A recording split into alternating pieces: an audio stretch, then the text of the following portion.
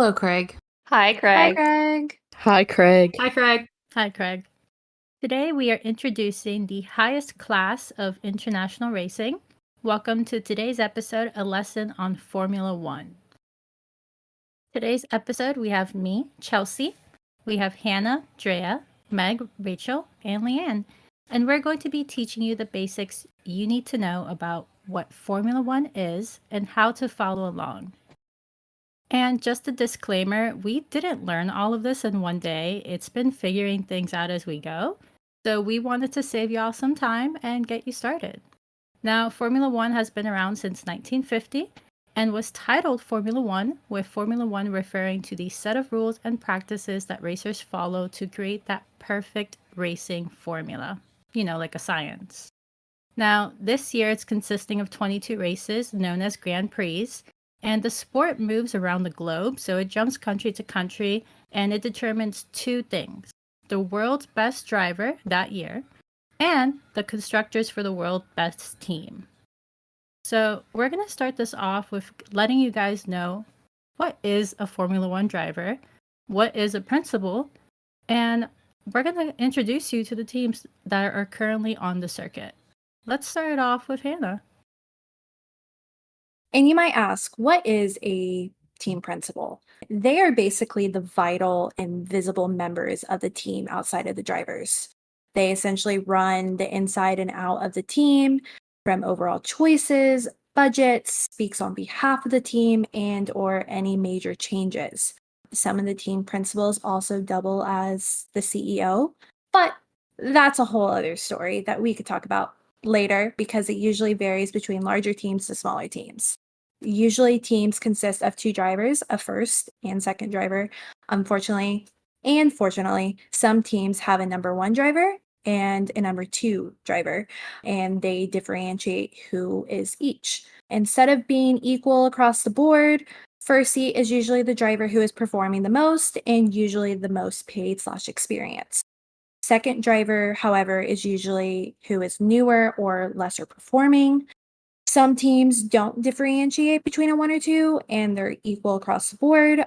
That usually is a way for them to go against each other or be able to have a little bit more fun on the grid, while usually a 1/2 differentiate is a supporting factor.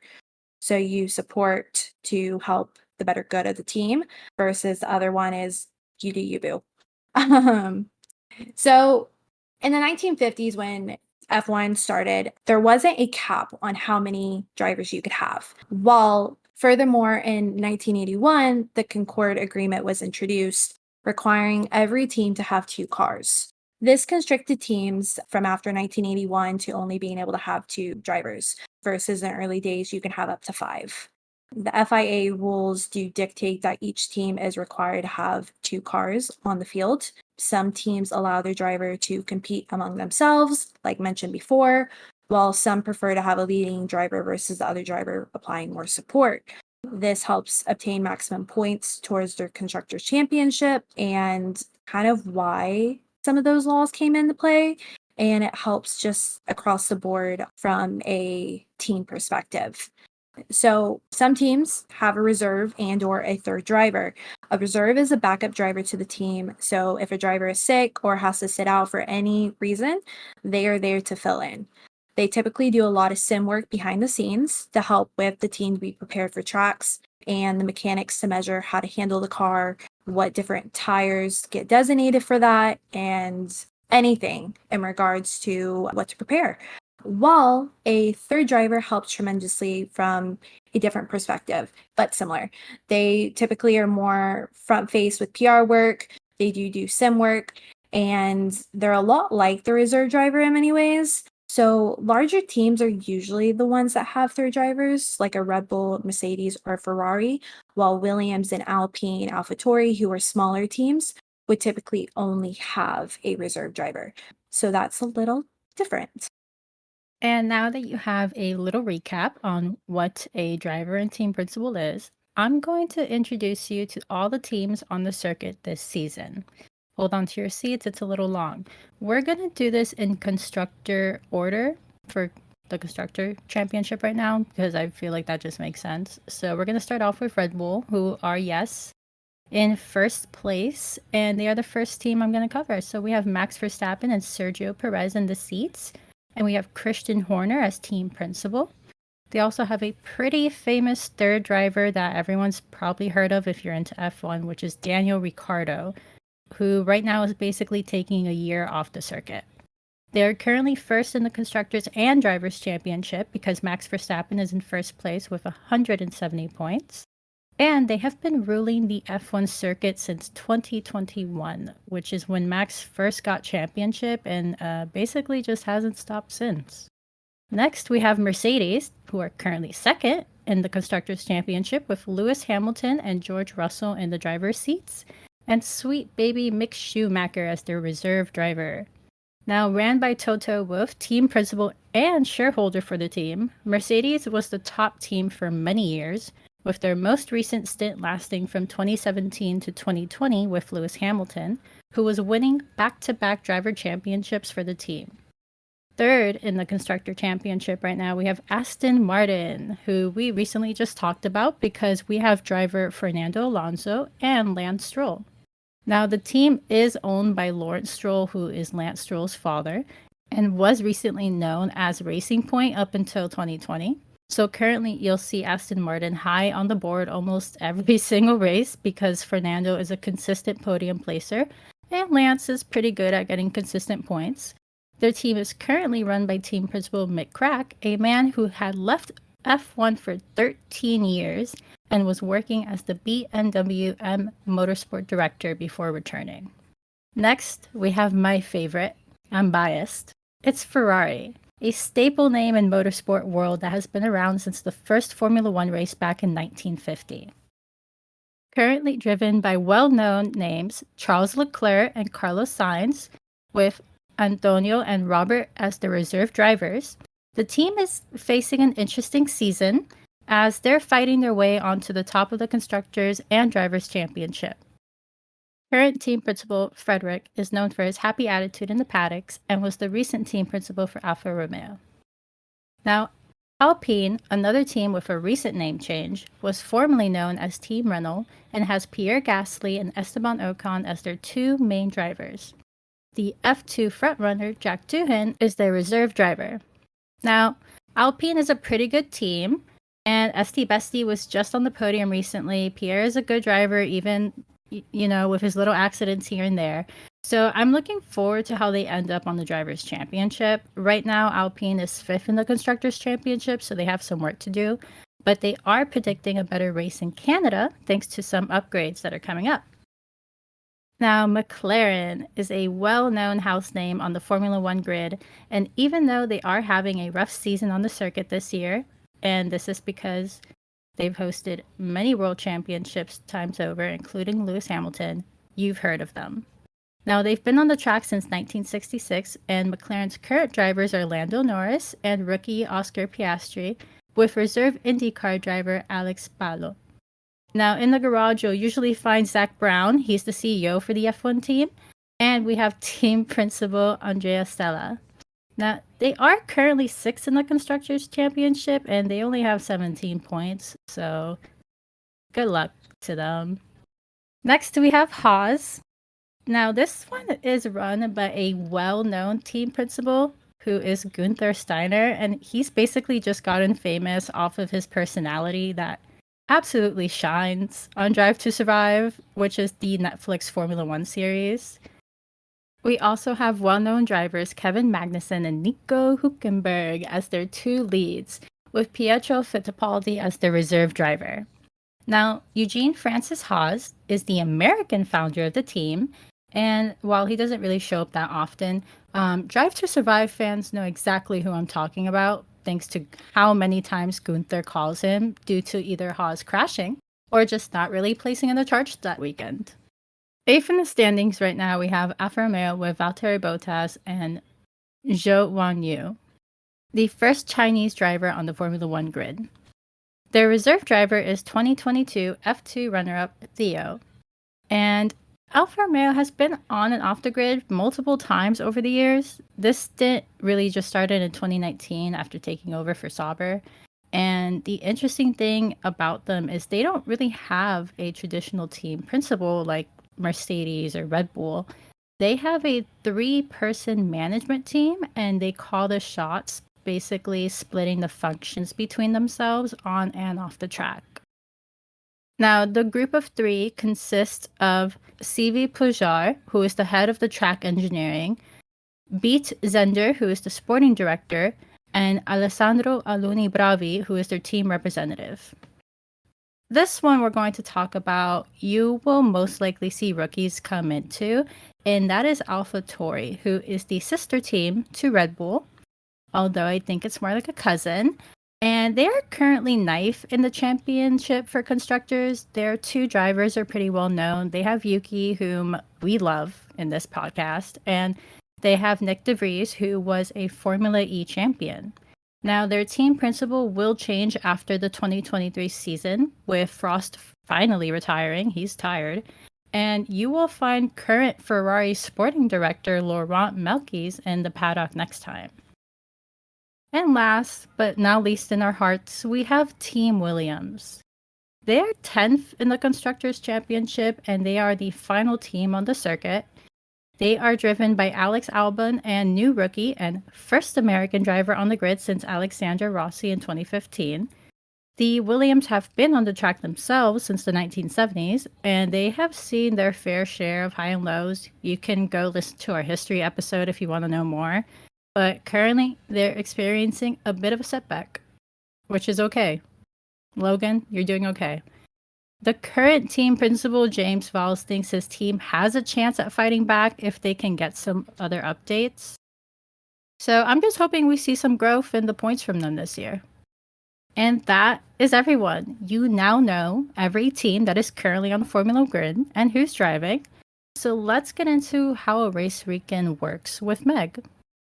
All right. So typically every race weekend takes place over 3 days, those 3 days being Friday, Saturday, Sunday.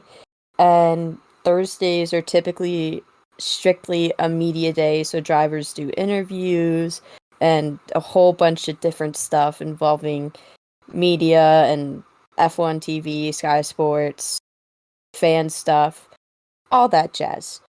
Under a normal race weekend, Friday is made up of 2 practice sessions, each being an hour-long session each, and those are called Free Practice 1, FP1, and Free Practice 2, FP2. On Saturday, the 3rd practice session, or FP3, takes place, and later on in the day, qualifying happens. Qualifying is personally my favorite part of the weekend, just because it's very interesting and intense, but qualifying sessions are split up into 3 sessions. Q1, Q2, and Q3. And Q1 lasts for 18 minutes, Q2 is 15 minutes, and Q3 is 12 minutes. So how qualifying works is the 5 slowest drivers get knocked out in Q1, making up grid places 16 through 20. Then the next 5 slowest drivers get knocked out in Q2, making up grid positions 11 through 15. And then in Q1, the top 10 is set, and you find out who's on pole position, who's starting P2, P3, etc. On Sunday, the actual race takes place, and all racers differ on the amount of laps that take place, since each track is a different length, but typically most races last up to 2 hours, but the distance is equal to the least number of laps that exceed 305 kilometers.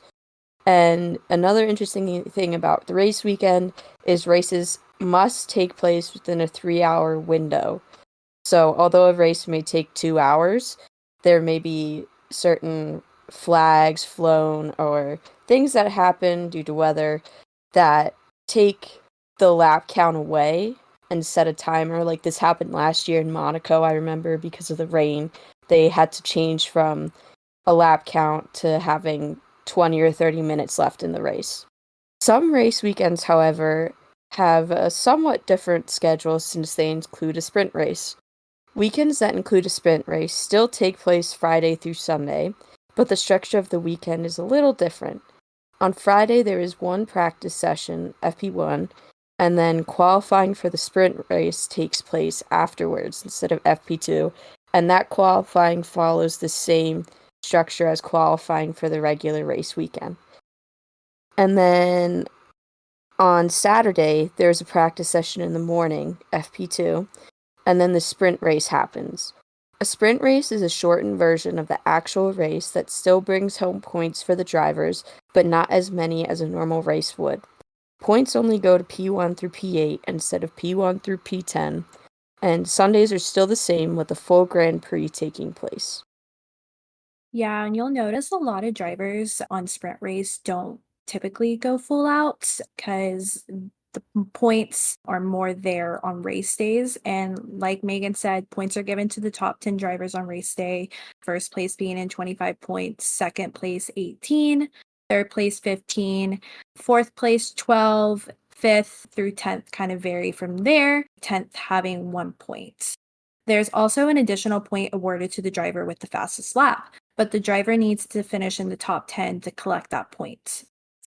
For sprint circuits, though, the system is a little different because when it's its own race now versus in previous years, it wasn't always like that. Additional points will be on offer for the top 8 drivers, with the winner earning 8 points, and then from P2 to P8 will earn from there. So P2 7, P3 6, P4 5, and of course so on. All these points are used to determine the driver's championship and the constructor's championship at the end of the year. For all those who don't know, constructors is team-based, and it is typically awarded to the highest number of points, driver and team-wise. And then for all those who don't know, pole sitter is somebody who's on first place, and then for quali, and then sits at first place on race day. Yeah, and another term that you'll hear a lot is DRS. So what is DRS? It stands for Drag Reduction System. And to really understand DRS, you kind of first have to understand why F1 cars have a rear wing, which is to generate downforce.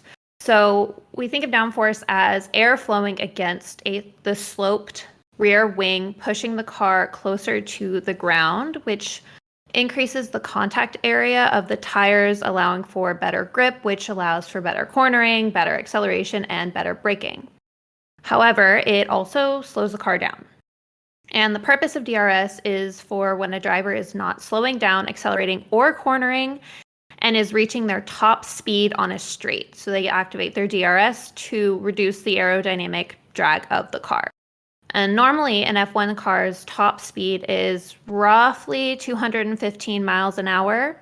But with DRS, it can increase to roughly 225, sometimes a little bit more miles per hour. This is because the rear wing opens, removing the slowing effect from the air resistance and allowing the car to go faster under the same power. The trade-off is that they would have very little grip or ability to slow down for the next turn. This is why the DRS lap will close the moment the driver either takes their foot off the accelerator or presses the brake.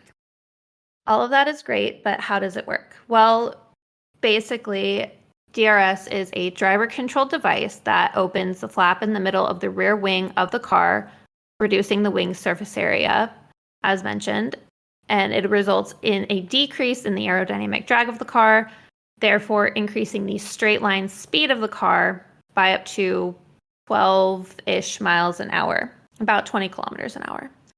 So drivers are informed that they can use DRS by dash lights that will activate on their steering wheel, and all they have to do is press the DRS button, and off they go. However, DRS usage is only allowed when a driver is within 1 second of the car ahead of them, even if the car is being lapped, within specific overtaking zones that have been defined by the FIA prior to the race. These are always referred to as DRS zones. This 1 second gap is measured at specific points on the track before the DRS zone. These are known as detection points. Electronic timing loops that are within the track's surface measure the distance between two cars. And if the following car is measured at less than 1 second behind the leading car, a signal is sent to that car, allowing DRS to be activated in the upcoming zone. As for the actual zones, tracks typically have one on their main straight. Some tracks have as many as three DRS zones. Albert Park Circuit in Australia actually has 4 DRS zones. And there's a lot that's kind of taken into consideration when placing DRS zones. So each track tends to have its own unique set of criteria that gets taken into account when defining these. Hence why some have 3, some only have 2. Albert Park has 4. And while DRS has to be activated manually, it will automatically shut when the driver either lifts their foot off the accelerator, touches the brake at the end of the straight, or if the DRS button on the steering wheel is pressed a second time. And it cannot be activated within the first 2 laps after the race start, after a restart or safety car deployment, and it may not be enabled if the racing conditions are deemed dangerous by the race director, like when there's really heavy rain. Parc fermé. It's a well-known term. It is basically a point of time where the drivers/cars leave the pit lane prior to race starting, where they are lined up prior to starting the race. It would be considered a closed track. That means no team mechanics are allowed to touch the car, including, if not limited to FIA and F1 personnel outside of the teams. Another known term is apex. That is the innermost point of the driving lane taken through a corner. Driving as close as possible to the apex, aka hitting the apex, is what the drivers say ensures the driver is taking the straightest possible line and maintaining the highest speed through a corner. A lot of times over team radios, you'll hear apex quite often. Another term you may hear as well is cockpit. That is the area of the chassis where the driver sits. So a lot of times the driver is laying down on a carbon fiber seat that is specifically molded to your body shape. Typically, the cockpit is also considered the steering wheel interface, which is a highly advanced featuring digital displays, an array of buttons to control different functions. You'll see the paddles of changing the gears, but we can talk about that further as it is extremely complex if you don't know what you're looking at, and a lot of times when you see it, it is quite confusing. So before a race starts officially, like before they're told lights out and away we go, there are formation laps. And the formation laps are to help the drivers warm up their tires, because if you start on cold tires, that's how they get lockups and flat spots and stuff. So they go around the track. Usually it's once. Sometimes if they have a restart, they have to do like 2 laps or something. But they'll swerve in and out on the track, so it's kind of like doing a dance. That's what you'll see. Some people refer to it as a dance. It's like they're weaving in and out from each other, and it's pretty cool to watch. You can probably look up videos of it, and that helps them warm it up, get a better start. And they can't use the tire blankets to help them keep everything warm, so they instead get movement in to heat it up. The track is then divided into sectors. Each track is divided into 3 sectors, and it is because each track varies in their number of turns.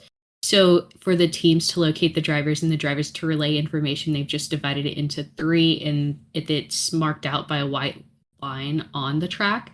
And if you watch F1 TV or if you watch ESPN or something, wherever you watch the races, they'll talk about sectors and they'll say, oh, it's a purple sector or it's a green sector. A purple sector means that is the fastest somebody has gone in that area.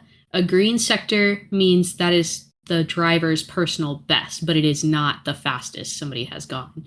A yellow sector means that they have completed that part of the track, and then a white sector means that they are currently in that area. So wait for the times because it might be exciting. And then to kind of get into what the drivers complain about with their cars, oversteer is when the rear tires go out from the car and it loses traction in the rear, so it fishtails. And then understeer is when the front tires lose grip and the car tries to go straight and it slides out of a turn too far, which then can cause a safety car if they crash. So safety cars, there's 2 types. There are real safety cars where it's an actual car. Usually it's Mercedes or an Aston Martin car that they drive around the track. And it's so that the driver in that can control how the other drivers are going to race around the track. So like maybe they have equipment out or they have debris and they have people on there. They don't want those people to get hit. So they will make very distinct areas of we're going this way, and you follow exactly behind me to bunch up the drivers so that everyone knows that they're coming. And then there are virtual safety cars, which were introduced in 2015 after extra safety measures were needed because of Jules Bianchi's crash. And that is where debris or something is on, but it can quickly be taken off the racing line or taken off the track. And that the drivers have to keep a delta between them. So they have to keep a certain distance, a certain change of time between each one, but they won't have to bunch up. So they will be reduced to about 30 to 40 of what their recent lap time was, like their speed will be reduced. Oh, there's also a rule about this. If there's a real safety car, the lead driver has to be within 10 lengths of it. You will hear drivers on the radio a lot whenever the safety car is too far in front and others believe that they are being gypped on their times.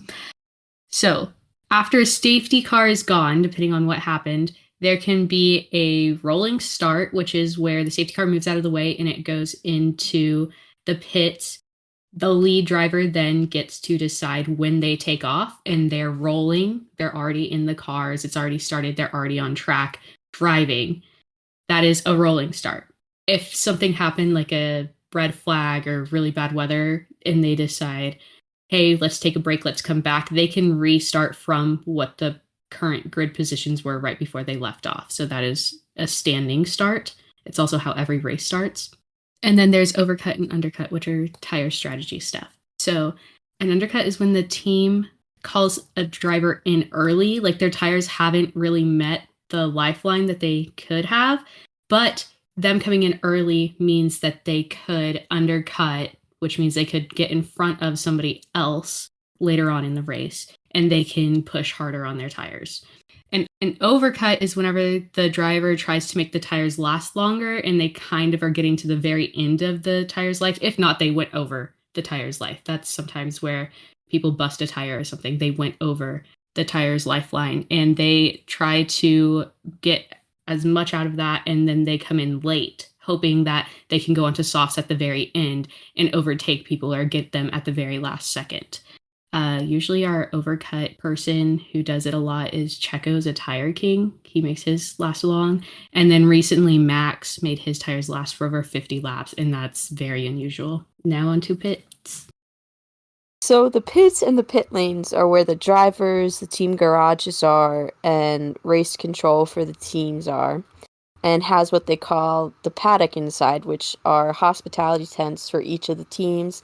And there's also hospitality tents for the FIA and Pirelli at each of the racetracks. And the pits are essentially where the cars pull into and out of the garages during the race, and where tire changes happen, changes to the car happen. Say someone damages a nose.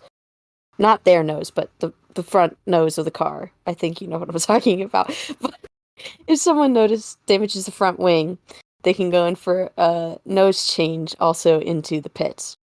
And the pit lane entry is the section of the track between the first safety car line and the beginning of the pit lane, also known as pit entry, which is the section of the track between the end of the pit lane and the second safety car line will be called pit exit. The pit lane is divided into two lanes. The lanes closest to the pit wall is designated as the fast lane, and the lane closest to the garage is called the inner lane. There's also a regulated speed in the pit lane of 80 kilometers per hour. And there have been penalties given recently to drivers, Esteban and Pierre, for speeding in the pit lane. And a back marker. What is a back marker? A back marker is a car that is being lapped by drivers ahead in the lineup. The back marks will be shown a blue flag, indicating that they need to get off the racing line and let the others pass so as not to hold them up or impede them. Back markers can get a penalty for not moving out of the way. And to talk more about layout of the track, chicanes. A chicane is essentially a set of turns that form corners for the purpose of slowing the cars down most of the time before a high-speed corner.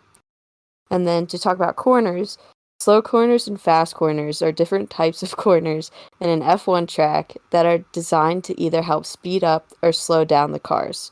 It's kind of pretty self-explanatory based on what they're called, but slow corners often have a braking point, whereas fast corners do not typically have any sort of braking throughout the corner. So back to what happens if a driver or team does not follow the rules. Well, when they break the FIA rules or the FIA deems a driver has broken a rule, the FIA then gets to assign the driver a penalty. So the least severe penalty is not even a penalty, it's a warning. But if the driver gets enough penalties, or the driver gets enough warnings, it can get a penalty. So like if they get out of track limits over, I think 3 times, which is where they don't stay within the white lines, the track lap speed will get deleted for that driver, so they won't get fastest lap, or maybe they won't get their qualifying lap time, but also they will then get handed a time penalty. That can be, we're about to get into what a time penalty is. So time penalty can be served as a stop and go penalty where they have to pull into the pits and wait for 5 seconds, 10 seconds, whatever the FIA told them they had to wait, and nobody can touch the car, nobody can work on the car. And then after that time is up, they can do their pit change or their nose change or any damage, whatever they have to do, and then they can go out. So it makes them have a really long pit time.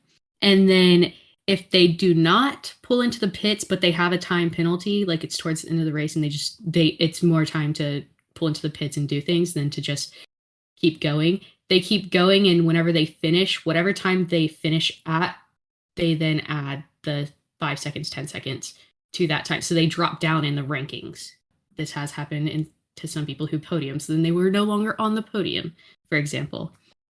There are also grid penalties, and grid penalties are for when drivers do something before the race or the team does something to the car before the race starts, and the FIA changes the starting lineup from whatever the qualifying lineup was. So a lot of the times it's whenever a driver gets a new engine, they get a grid penalty, or if there's unsportsmanlike conduct, such as causing a crash or impeding other drivers during qualifying. Pierre Gasly.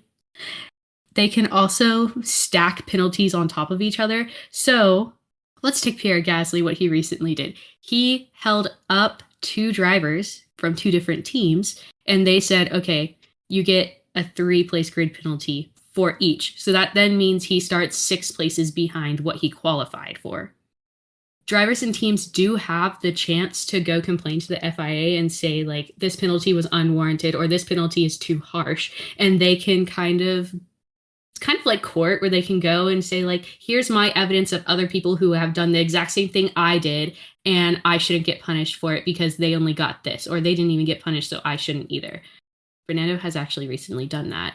Y'all, a lot of things happen with that stuff, but they do give the drivers the chance to go complain if something was unfair. Carlos Sainz was actually one of those people as well in previous races where he's gone and appealed, and so has Ferrari on their behalf with unwarranted or too harsh FIA scenarios.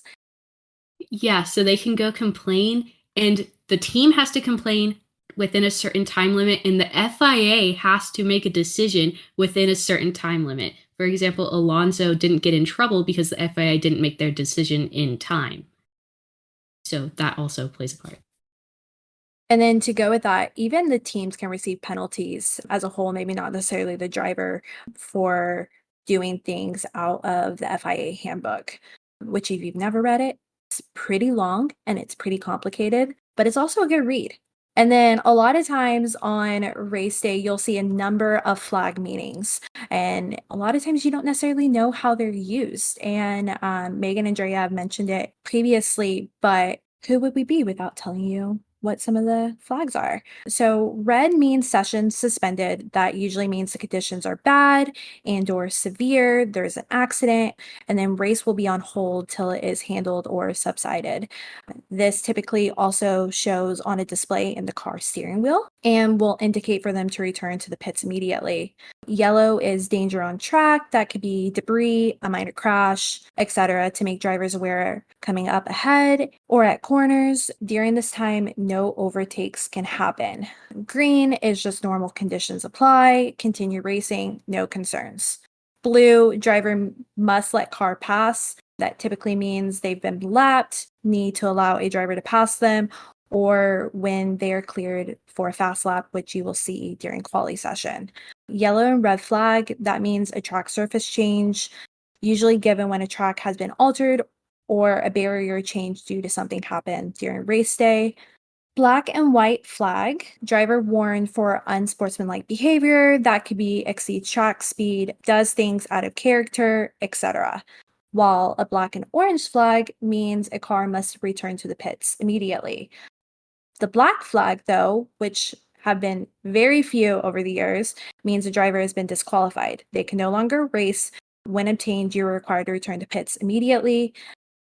And the white flag means slow moving vehicle ahead, usually means an issue is up ahead, needing to be aware of a safety car coming out or other things.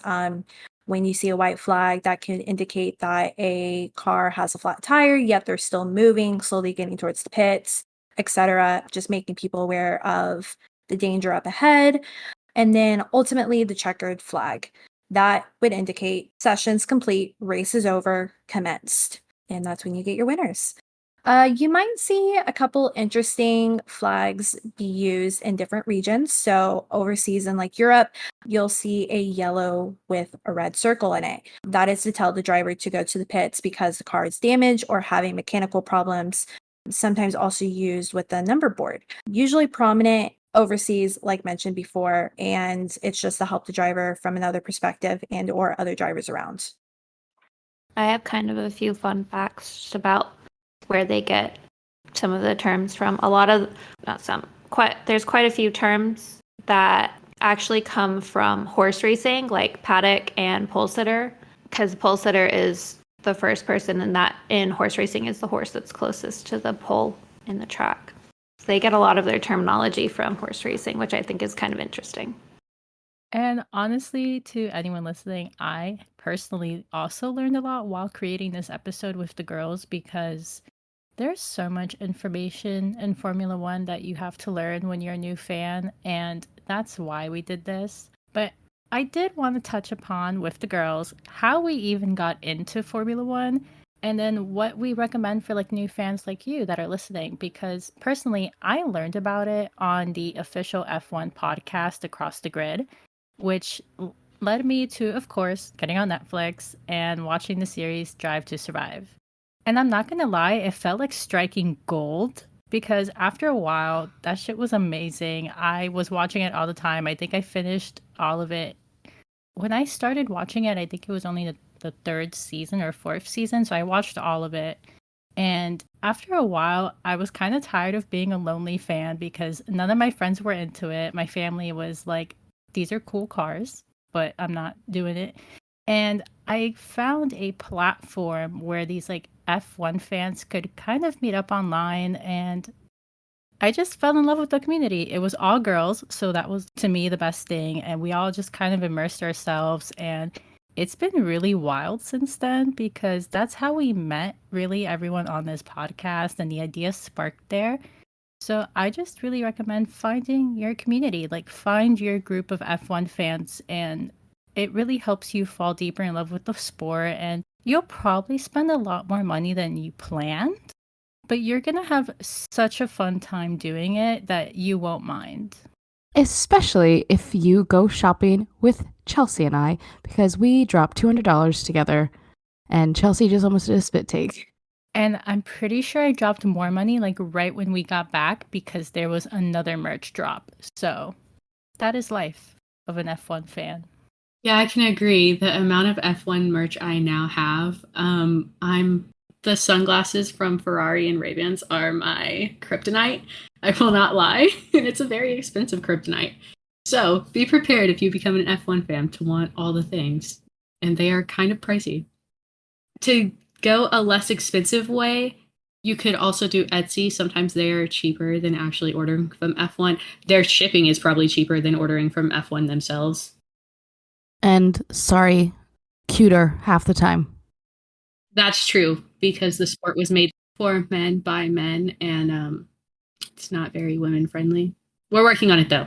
There are some great businesses that do have cute women stuff. It's getting better. It's getting better. Like you said. Not Ferrari. That's a whole nother situation. Whole nother situation. Someone help Ferrari, please. Ferrari has a lot of issues. I love Ferrari just as much as they have the sunglasses though. Not many others have the cool sunglasses. Yes, I know, Lando. Their cute stuff is collabs, not their own. That's true. Lando, though. Lando. You can't forget about his sunglasses. They're amazing. Okay, so other than the merch, how I got into F1 was through the greatest thing on this earth, TikTok. And I know exactly which TikTok it was. Some of you guys might remember it. It's whenever, I don't even know what race it was, but they were at a race and it was before the race began. Like they were in an elevator, I think getting out of a driver's meeting, and Danny Rick had just all these people in an elevator and posted it. I was in college at the time, so I'm not gonna lie, I thought it was just some frat house. The frat bros jumped and probably broke the elevator, and I was like, oh, whatever. Scrolled up, moved on with my life. That soft launched me into F1 TikTok though, and then it annoyed me to the point where I was like, I might as well see what it's about and watch Drive to Survive during quarantine and lockdown. And from there, it kind of became an obsession, and I started watching the races live. And now I have to wake up at 6, 7, 8 in the morning and go watch qualifying and race. Or if it's Australia at midnight or 2 a.m. And then I found this group, and we are all awesome. And for me, I kind of watched it a little bit growing up with the family, got out of it, got really into MotoGP, my first love, always. But really, what got me back into F1 was Drive to Survive and Danny Rick. I was going through some really hard times in life, and F1 ended up being an escape and everything to me at the point, and really dove in wanting to learn more. Honestly, I'd recommend for new fans to really just enjoy, learn as you go. Don't be shy to ask questions, whether that be through F1 Facebook groups or your preferred F1 podcasts. YouTube's also a good one. It took me years to feel like I actually understood everything, and I'm still learning every day.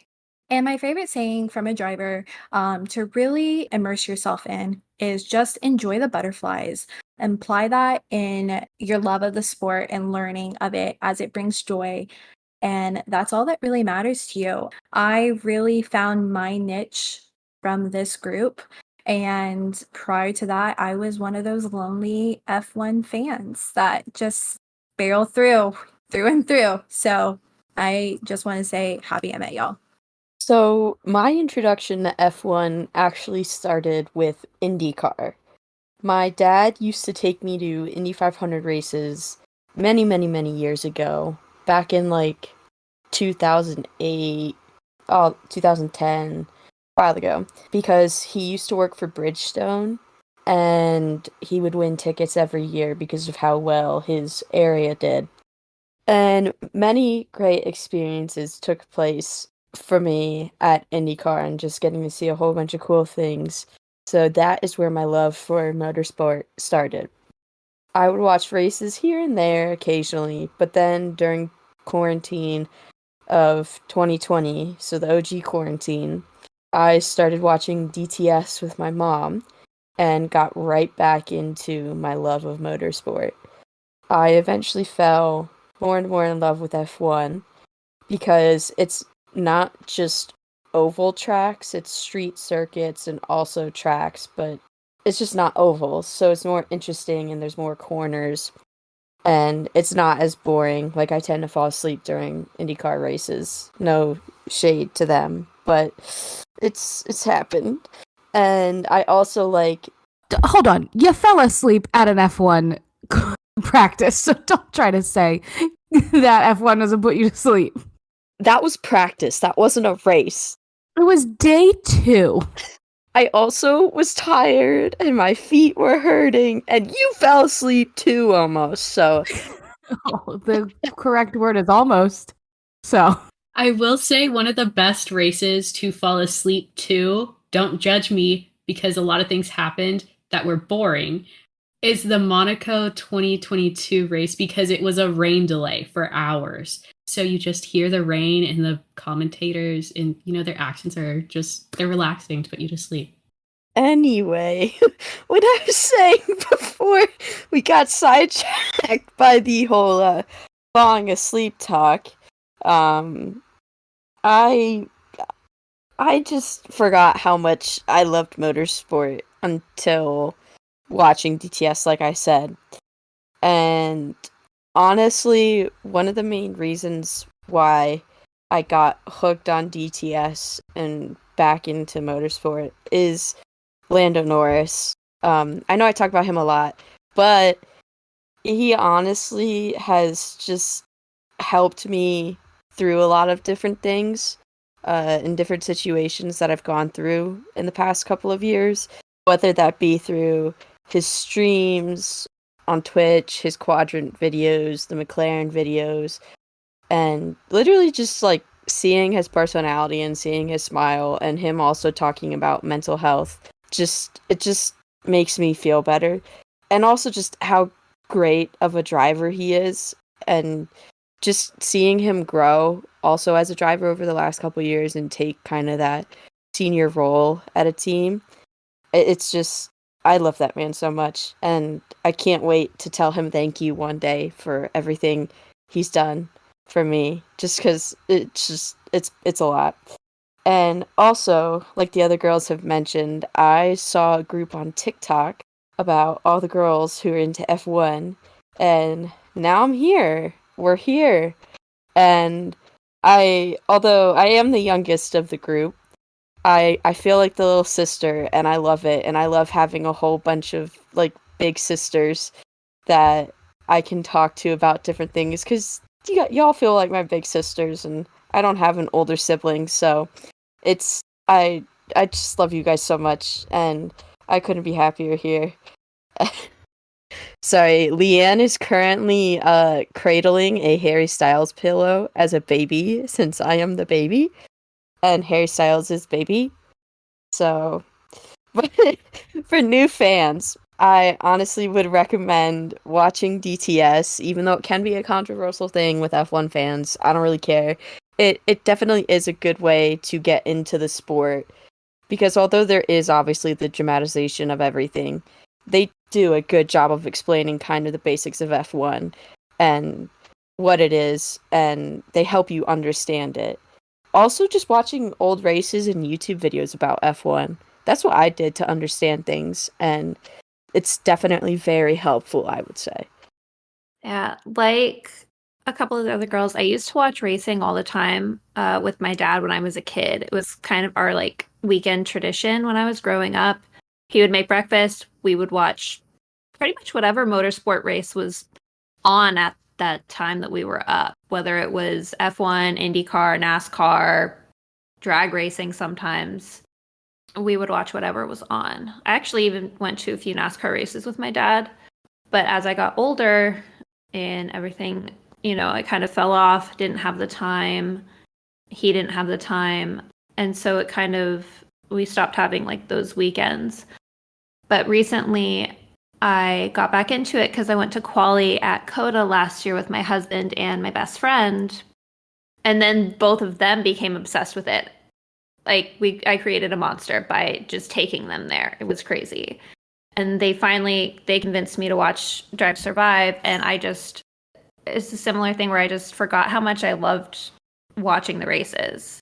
And it kind of got me back into it, and then I found a nice community of awesome female F1 fans, and here we are. It's really great. I love it so much, and it's really nice to find people that aren't going to judge anyone for what they do or don't know or how long they've been a fan, because I think all of us at some point we were new fans, and it doesn't matter how long it's been. And similarly to everyone else, same thing, watch DTS. It's actually really good for learning about some of the way like the teams work and everything and the cars work. It's got a lot of dramatization, but everything has that. And honestly, F1 is pretty dramatic. Behind the scenes, it actually does get pretty dramatic, whether people want to admit it or not. There's a lot of information to learn. It's a good way to get started, and it can get really overwhelming at times. I know for me, sometimes I really want to learn about part of F1 and I'm just see how much information's out there, and I get really overwhelmed. I have to like take a step back, and then I can go back to it and read through. But just don't let the pressure of people saying that, you're not a real F1 fan if you watch Drive to Survive. Don't let it get to you. Ask questions, have conversations with people, and just really enjoy the sport for all it is, because it's an incredible sport. It's been around for a long time, and it's honestly one of my favorite things. So, for our funny quote of the week, because it's a Formula One journalist who we're going to be quoting, and it is Will Buxton. Since most of us, actually, I think all of us have seen Drive to Survive, he says these quotes a lot, and it's kind of where he's just like stating the obvious, yes, we know that's what's happening, clearly. But he does give a lot of good background information if you ever do watch the show. It's just sometimes you're like, well, of course that's the case. After you've watched it a while and you go back and rewatch it, it is so funny. So, the one we have picked is, when he left that team, he was no longer at that team. He went to another team, and the new team had him as a team member. It's very clearly he's not part of that team and he has a new teammate. But a lot of the drivers switch teams. It's very common. And so this one just feels like it relates to all of them. He could be talking about any single one of them at this moment. I would just like to quickly shout out Will Buxton and say congrats on being a father, since he is going on paternity leave. So yes, we will miss you, Will. Hopefully everything goes well with the baby. Can't wait to see the baby at the track. Absolutely. And you know what? I love a little educational episode on a Friday. We hope you learned as much as we have, or had a little refresher if you've been around the sport for a while. If there's anything we didn't mention, let us know on our socials. At Paddock Girls Podcast on everything except Twitter. You can reach out to us at Paddock Girls Pod. Don't miss your favorite TikTok queen's new mini segment Tuesdays, where they will be giving you a more detailed explanation of all things motorsports. Thanks for joining us in the paddock. See you at the next race. Bye, Craig. Bye, Craig. Bye, Craig. Bye, Craig. Bye, Craig. Goodbye, Craig.